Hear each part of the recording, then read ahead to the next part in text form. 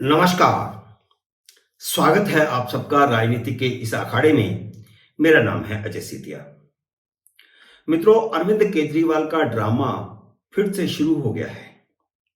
सोचा था आज किसी और विषय पर वीडियो बनाएंगे, पर केजरीवाल का ड्रामा कोई और विषय पर आने ही नहीं दे रहा। पूरे 16 दिन वह हट्टे कट्टे थे, उन्हें कोई तकलीफ नहीं थी। पंजाब, उत्तर प्रदेश, महाराष्ट्र में रैलियां धड़ाधड़ कर रहे थे, रोज वीडियो जारी कर रहे थे, न्यूज चैनलों को बुला बुला करके इंटरव्यू दे रहे थे, उनके स्टूडियो में जाकर के भी इंटरव्यू दे रहे थे। पर जैसे ही 25 मई को दिल्ली का चुनाव निपटा और उनके जेल जाने की घड़ी नजदीक आई, उनका बीमारी का ड्रामा शुरू हो गया। अभिषेक मनु सिंघवी उनकी बीमारी का बहाना बनाकर जमानत की अवधि बढ़ाने फिर सुप्रीम कोर्ट पहुंच गए हैं। इस बार शुगर के साथ किडनी, लीवर और कैंसर जैसी बीमारियां भी जोड़ दी गई हैं। कहते हैं कि जब वे जेल में थे तो उनका शुगर लेवल बढ़ गया था, उनका सही समय पर इलाज नहीं किया गया, तिहाड़ के प्रशासन ने लापरवाही की। यह समझ नहीं आ रहा कि बार बार तिहाड़ प्रशासन क्यों कर रहे हैं। तिहाड़ का प्रशासन किसके अधीन है? दिल्ली सरकार के जेल मंत्री के अधीन, और वह मुख्यमंत्री हैं। प्रशासन खुद उनके अधीन है और वह तिहाड़ का जेल का प्रशासन ऐसे कह रहे हैं जैसे वो नरेंद्र मोदी के अधीन हो, जैसे केंद्र सरकार के अधीन हो।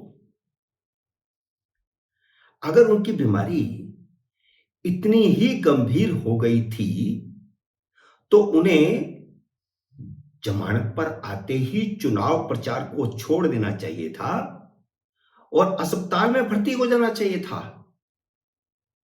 वह तो पिछले 5 साल से ढिंढोरा पीट रहे हैं कि दिल्ली के सरकारी अस्पताल उन्होंने 5 स्टार फैसिलिटी वाले बना दिए हैं।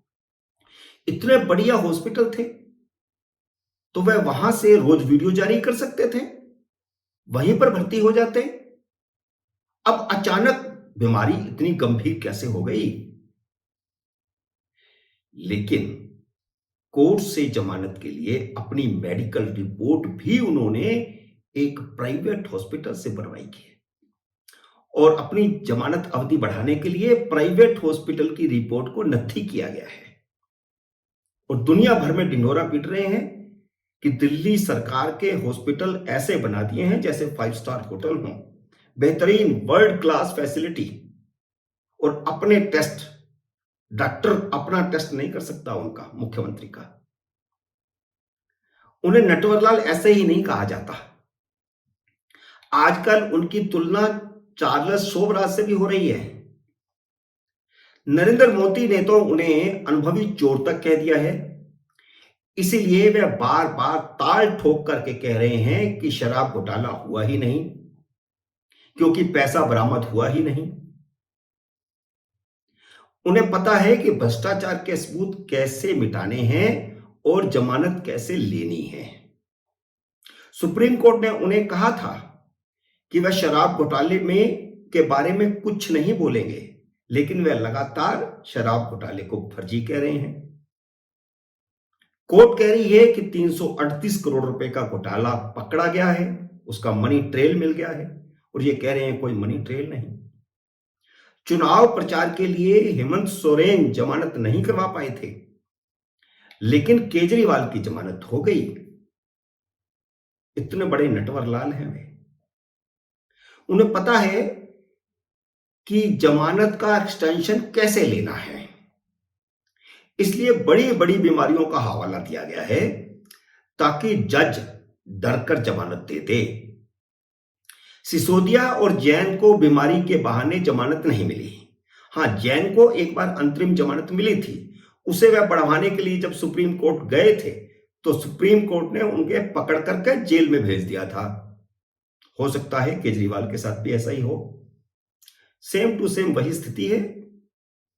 जैन भी अंतरिम जमानत पर थे बीमारी के बहाने, केजरीवाल भी अंतरिम जमानत पर हैं चुनाव प्रचार के बहाने और बीमारी के बहाने एक्सटेंशन लेना चाहते हैं। लेकिन अब केजरीवाल को जमानत अवधि बढ़ जाएगी ऐसा लगता है, क्योंकि उसने कोर्ट को धमकी दे दी है कि उसकी जान को खतरा है। वह अभी भी आज की तारीख में भी पंजाब में झुलसाती हुई गर्मी में अमृतसर में रोड शो कर रहे हैं, रैलियां कर रहे हैं, भाषण पर भाषण दे रहे हैं, लेकिन बीमारियां ऐसी ऐसी गिना दी हैं कि जज जमानत याचिका ठुकराने से पहले 10 बार सोचेगा। इसलिए मुझे लगता है कि जमानत अवधि बढ़ सकती है। हालांकि जब जमानत दी गई थी तो कोर्ट की बहुत किरकिरी हुई थी, क्योंकि सवाल उठाए गए थे। जमानत राजनीतिक आधार पर दी गई थी, न्यायिक आधार पर नहीं दी गई थी। और केजरीवाल हर भाषण में कह रहे हैं कि उन्हें जेल से निकालने के लिए मोदी को हराना जरूरी है। क्या मतलब है इसका? वह हर भाषण में कह रहे हैं मोदी हार गए तो उन्हें जेल नहीं जाना पड़ेगा। वे सारी न्यायपालिका का यह कहकर के मजाक उड़ा रहे हैं कि कानून कुछ नहीं होता। नई सरकार आ गई तो वह कानून और अदालत को अपने जूते की नोक पर रखेंगे। खुलेआम कहते घूम रहे हैं। इसका मतलब यही है, क्या सुप्रीम कोर्ट टेलीविजन नहीं देखती? क्या न्यूज नहीं देखती कि क्या बोल रहे हैं केजरीवाल? पूरे देश की न्यायपालिका का मजाक उड़ा रहे हैं। अभी भी वैसे उन्हें 1 हफ्ते की जमानत इसलिए चाहिए ताकि 4 जून को नतीजा देख लें। इसलिए वह 7 दिन के लिए जमानत बढ़ाना चाहते हैं। उन्हें अभी भी लगता है कि 4 जनवरी को मोदी सरकार चली जाएगी, मोदी सरकार हार जाएगी, फिर ईडी का वकील भी बदल जाएगा, ईडी और अदालत का रवैया भी बदल जाएगा। वैसे लगता नहीं है कि पीईटी और सीटी टेस्ट के लिए सुप्रीम कोर्ट उनकी जमानत अवधि बढ़ाएगी, लेकिन उन्होंने डर ऐसा दिखा दिया है कि उस डर के नाते बढ़ा भी सकती है। वैसे देखा जाए तो बढ़ानी नहीं चाहिए, क्योंकि जब जमानत दी गई थी तब भी सवाल उठाए गए थे। यहां तक कि देश के गृह मंत्री अमित शाह ने भी सवाल उठाए थे, क्योंकि राजनीतिक आधार पर जमानत देकर के सुप्रीम कोर्ट ने अपनी किरकिरी करवाई थी। फिर भी अगर अदालत उन्हें मोहलत दे देती है, उनका पीईटी और सीटी के साथ साथ फिर दूसरा टेस्ट भी हो जाना चाहिए, उनका नार्को टेस्ट भी हो जाना चाहिए स्वाति मालीवाल के मामले में, क्योंकि इस मामले में भी वह बहुत झूठ बोल रहे हैं, झूठ दर झूठ, हर रोज नया झूठ। अगर केजरीवाल का इशारा नहीं हुआ होता तो विभव कुमार की क्या औकात थी, उसकी क्या हिम्मत थी कि वह एक सांसद पर हाथ उठाने की हिम्मत करता। इंडिया टीवी की एंकर पिनाज त्यागी ने स्वाति के मामले में केजरीवाल को इतना पानी पिलाया कि उनकी पैंट गीली हो गई। यह भद्दा शब्द है। मैं शब्द इसलिए इस्तेमाल कर रहा हूं क्योंकि यही शब्द अरविंद केजरीवाल ने ईडी के लिए इस्तेमाल किया था।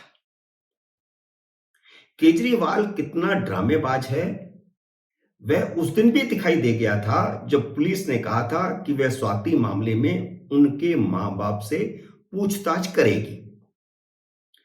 यह नहीं कहा था कि पूछताछ करने आ रही हैं, इतना इन्फॉर्म किया था कि पूछताछ करेंगे, क्योंकि जिस वक्त यह घटना हुई उस वक्त उनके मां बाप घर पे मौजूद थे। केजरीवाल की सीटीपीटी गुल हो गई थी इसी बात पर, क्योंकि मां बाप तो कुछ भी बोल सकते हैं, जो सच होगा वह बोल सकते हैं। सहानुभूति हासिल करने के लिए उन्होंने इसका भी इस्तेमाल किया। उन्होंने अपने बूढ़े मां बाप का वीडियो बना करके पोस्ट करवाया कि पुलिस उनके बूढ़े मां बाप को टॉर्चर करने आ रही है, जबकि चिलचिलाती धूप में अपने मां और बाप, बूढ़े मां बाप का वीडियो बना करके टॉर्चर तो वह खुद कर रहे थे। वीडियो बनवाने के लिए अपने बूढ़े मां बाप को केजरीवाल ने धूप में चलाया था। तब तेजिंदर बग्गा ने केजरीवाल को सही जवाब दिया था। याद है, अपने खिलाफ ट्वीट करने का मजा चखाने के लिए केजरीवाल ने बग्गा के घर पर पंजाब पुलिस भेज दी थी। जैसे ही पंजाब में उनकी सरकार बनी, पंजाब पुलिस का बेजा इस्तेमाल दिल्ली में करने लगे और बग्गा के मां बाप से बदसलूकी करते हुए पंजाब पुलिस बग्गा को उठा ले गई थी, अपहरण करके ले गई थी। तेजिंदर बग्गा ने मुंह तोड़ जवाब दिया कि दिल्ली पुलिस आपके मां बाप को उतना ह्यूमिलेट नहीं करेगी जितना आपने पंजाब पुलिस से मेरे मां बाप को करवाया था। जो करनी है वो भरनी पड़ती है, जो किया है वह खुद के सामने आ जाता है। और वह तो शुक्र है कि दिल्ली पुलिस उस दिन केजरीवाल के घर पर नहीं गई, नहीं तो पता नहीं उस दिन कितने बड़े ड्रामे की स्क्रिप्ट लिख करके उन्होंने तैयार रखी हुई थी। केजरीवाल जिस विभू कुमार को गुंडागर्दी करवाने के लिए अपनी गोदी में बिठा करके घूम रहे थे, उसे भी 30 हजारी कोर्ट ने सोमवार को जमानत नहीं दी। देखते हैं सुप्रीम कोर्ट केजरीवाल को चुनाव नतीजों तक के लिए जमानत देता भी है या नहीं। इस वीडियो में इतना ही।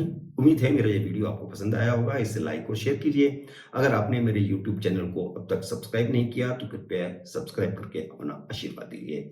जल्द ही मिलते हैं अगले वीडियो में। कोशिश करेंगे किसी और विषय पर। नमस्कार।